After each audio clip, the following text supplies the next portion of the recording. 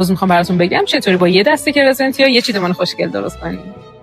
نسبت به ارتفاع ظرفتون ارتفاع گلاتون تنظیم کنید. برگای پایینیشو بگیرین که توی آبه و با ارتفاع کوتاه توی ظرفتون بچینین کنار هم. گلا رو یه جوری کوتاه کنین که برگا رو میخوایم ازش بعد استفاده کنیم. برگای پایینیشو بگیرین و بعد این شاخه رو به عنوان دیزاین اضافه کنین.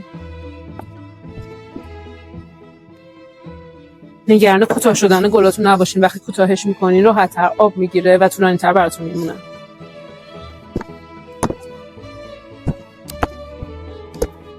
برای حفظ چیدمان گلا بهتره که از زاویه 45 درجه یا چیدمان اسپیرال استفاده کنین. اگه ظرف دکوراتیو ندارین از لیواناتون میتونین برای این کار استفاده کنین. برای لیوان بلندتر شاخه‌های بلندتر رو استفاده کنین.